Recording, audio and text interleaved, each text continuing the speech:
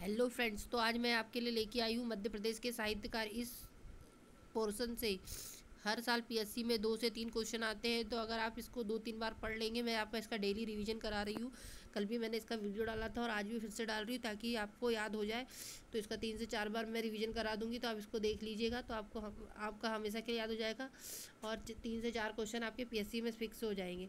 तो ठीक है, आगे हम बढ़ते हैं बिना किसी देरी के। तो देखिए, कालिदास जी की रचनाएं पढ़ेंगे हम। तो उसकी है अभिज्ञान शकुंतलम, विक्रमो उर्वशीयम, मालविका अग्निमित्रम। तो जो भी बड़े बड़े नाम रहे कि वो कालिदास जी के नाटक होंगे। अब जैसे और जो ऋतु से संबंधित होंगे, जैसे कि मेघदूत और ऋतु संहारन, ये खंड काव्य होंगे, क्योंकि मेघ और दूत दो टुकड़े अलग अलग चीज़ें, इसको जोड़ के एक खंड खंड में है तो खंड ऋतु, और संहार ऋतु संहार ये भी खंड में है तो खंड काव्य होगा।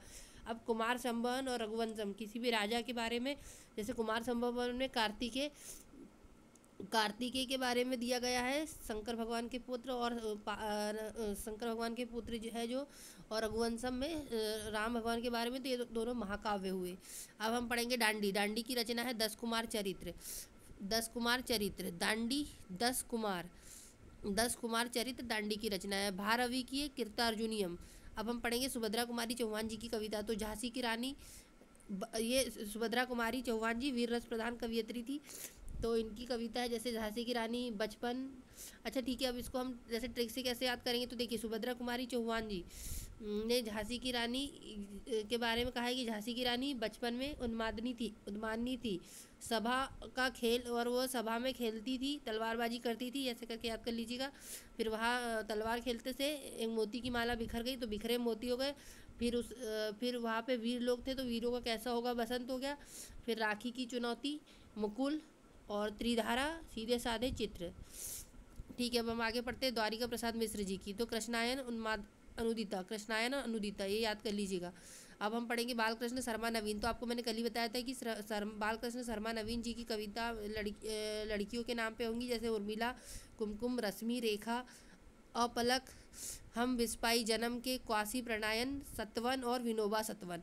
अब हम पढ़ेंगे भवानी प्रसाद मिश्र जी की कविता। तो देखिए, भवानी प्रसाद मिश्र जी, भवानी मतलब देवी के बारे में, देवी को बोला जाता है, और प्रसाद उसके देवी की जब आरती गाते हैं तो प्रसाद, जैसे कि देखिए, हम सतपुड़ा के घने जंगल में हम गए, तो वहाँ पे देखा कि सन्नाटा छाया हुआ था, अंधेरा था।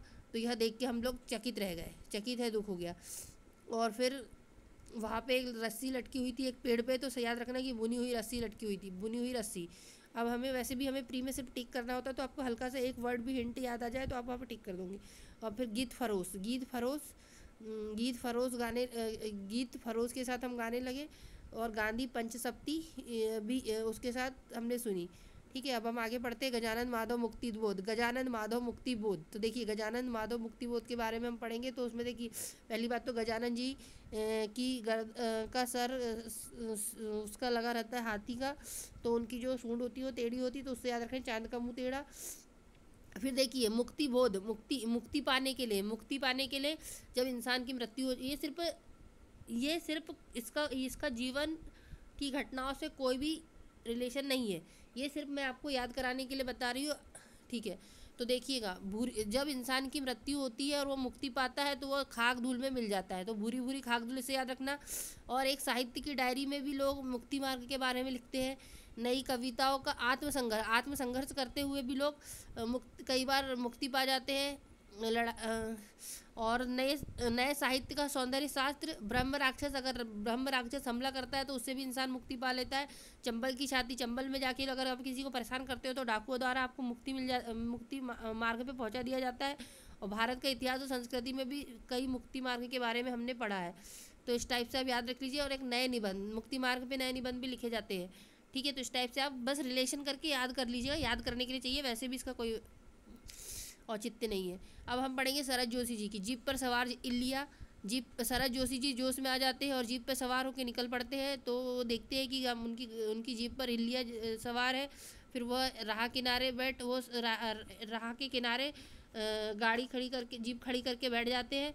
फिर वो देखते हैं कि यथासंभव दूसरी सतह की ओर देखते हैं, तो फिर किसी बहाने वह परिक्रमा पर निकल जाते हैं, तिलिस्म की, जिसे जादुई दुनिया कहते हैं।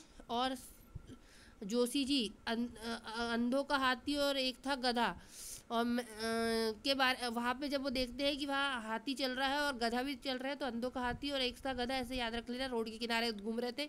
और जोशी जी में बहुत ज़्यादा जोश है और अपने आप पे बहुत वो गर्व करते, कहते हैं कि मैं और केवल मैं। इस टाइप से आप याद कर लीजिएगा। अब हम पढ़ेंगे हरिशंकर परछाई जी की कविता है। तो देखिए हरिशंकर परछाई मतलब हरिशंकर भगवान शंकर के बारे में बोला गया है।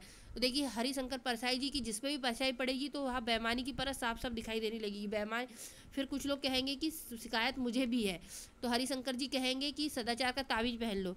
और तट की खोज में तुलसीदास जी चंदन घिसने लगे। अब हम पढ़ेंगे कि रानी नागफनी की कहानी। रानी नागफनी की कहानी सुनकर भूत के पाँव पीछे लौटने लगते हैं, और भूत के पाँव पीछे होते से ही वह विकलांग हो जाता है और श्रद्धा का दौर शुरू हो जाता है। फिर श्रद्धा के दौर शुरू होते ही ठिठुरता हुआ गणतंत्र स्टार्ट हो जाता है। और नीलो डायरी लिखती है, नीलो यह डायरी में लिखती है कि नीलो की डायरी हो गई उससे कि हंसते हैं रोते हैं तब की बात और थी। इस टाइप से आप याद कर लीजिएगा। आप हम आखिरी पढ़ेंगे शिवमंगल सिंह सुमन का हिल्लोल। अच्छा देखिए शिव मंगल सिंह सुमन, तो मंगल सिंह की बारात निकलती है, मिट्टी की बारात निकलती है हिल्लोल विंध्य हिमालय से प्रलय सृजन के समय हिल्लोल करते हुए और जीवन के गान गाते हुए। तो इस यह देख के युग का मोल लोगों को समझ आ जाता है, विश्वास बढ़ता ही गया पर आंखें नहीं भरी। इस टाइप से आप याद कर लीजिए। तो ये देखिए जो भी मैंने आपको बताई है ये ट्रिक, इसका जीवन की घटनाओं से कोई भी रिलेशन नहीं है, यह सिर्फ काल्पनिक बातें हैं जो मैं आपको सिर्फ याद करने के लिए बता रही हूँ। तो अगर आपको अच्छा लगे तो मेरा वीडियो को लाइक करिए, सब्सक्राइब करिए। Thank you.